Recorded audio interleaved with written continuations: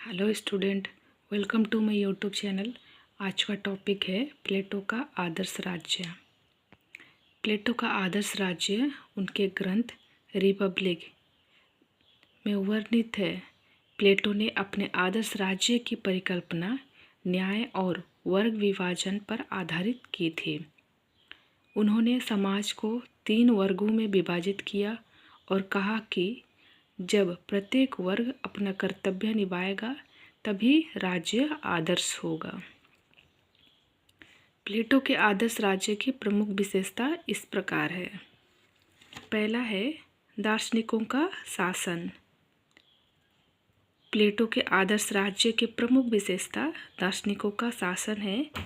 प्लेटो के अनुसार दार्शनिक शासक राज्य के हितों के साथ स्वयं अपने हितों का पूर्ण पहचान स्थापित कर लेता है और समुदाय के हितों की पूर्ति करना अपना सर्वप्रमुख और एकमात्र कर्तव्य समझता है। दूसरी विशेषता है आदर्श राज्य में न्याय। प्लेटो का आदर्श राज्य न्याय पर आधारित है। न्याय ही राज्य की एकता को बनाए रखने वाला सूत्र है।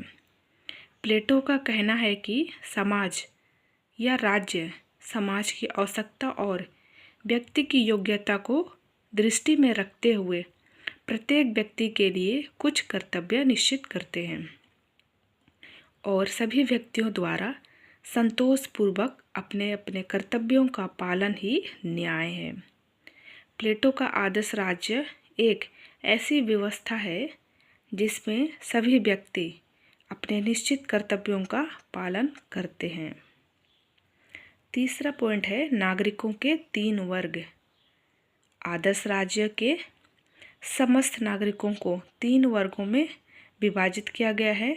शासक वर्ग यानी दार्शनिक राजा का वर्ग, सैनिक वर्ग और तीसरा है उत्पादक वर्ग। ये वर्ग अपना विशेष कार्य करते हैं। दार्शनिक वर्ग राजनीतिज्ञ के कार्यों से संबंधित है। सैनिक वर्ग राज्य की रक्षा के कार्य से संबंधित है और उत्पादक वर्ग श्रमिकों, कृषकों आदि के उपवर्गों में विभाजित होकर उत्पादन कार्यों में लगा हुआ है। प्लेटो ने प्रथम 2 वर्गों शासक वर्ग को और सैनिक वर्ग को उच्च वर्ग या अभिभावक वर्ग का नाम दिया। नेक्स्ट 4 पॉइंट है कार्यात्मक विशेषीकरण का सिद्धांत। प्लेटो के आदर्श राज्य में कार्यात्मक विशेषीकरण का सिद्धांत लागू है। प्रत्येक व्यक्ति केवल उन्हीं कार्यों का संपादन करता है जिन्हें करने के लिए वह सर्वाधिक योग्य है। 5th पॉइंट है शिक्षा व्यवस्था पर शासकों का नियंत्रण। प्लेटो के आदर्श राज्य में शिक्षा शासकों के प्रत्यक्ष नियंत्रण में है। प्लेटो का विचार है कि शिक्षा राज्य की प्रकृति और आवश्यकताओं के अनुकूल हो। इसके लिए शिक्षा राज्य द्वारा सुनियोजित और नियंत्रित होनी चाहिए। 6 पॉइंट है नर नारियों को समान अधिकार। आदर्श राज्य में प्लेटो नागरिक ने नारियों को घर की 4 दीवारियों से बाहर निकलकर उन्हें शिक्षा, अपनी इच्छानुसार जीवन यापन, शासन आदि जीवन के सभी क्षेत्रों में पुरुष के समान अधिकार प्रदान करता है। 7 पॉइंट है सर्वाधिकारवादी राज्य। प्लेटो का आदर्श राज्य अपनी प्रकृति में सर्वाधिकारवादी है क्योंकि वह व्यक्ति के जीवन के सभी क्षेत्रों को अपना नियंत्रण में रखना चाहता है। तो प्लेटो के आदर्श राज्य संबंधी धारणा को व्यक्त करते हुए वेफर लिखते हैं कि उचित नेतृत्व, उचित सुरक्षा, उचित पोषण आदर्श राज्य के अपरिहार्य तत्व है। तो ये था 7 पॉइंट प्लेटो के आदर्श राज्य।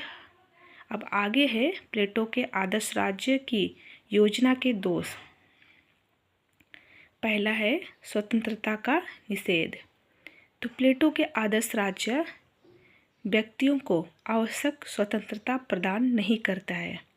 वह इतना नियंत्रणकारी है कि इसमें व्यक्तियों के सभी प्रवृत्तियों का विकास संभव नहीं है। प्लेटो का आदर्श राज्य एक सर्वाधिकारवादी राज्य है और यह अपने स्वभाव से ही मानवीय स्वतंत्रता के हितों में नहीं हो सकता है। नेक्स्ट दूसरा दोष है शासन के लिए आवश्यक तत्वों की अपेक्षा। प्लेटो के आदर्श राज्य में शासन के लिए आवश्यक अनेक तत्वों की घोर उपेक्षा की है।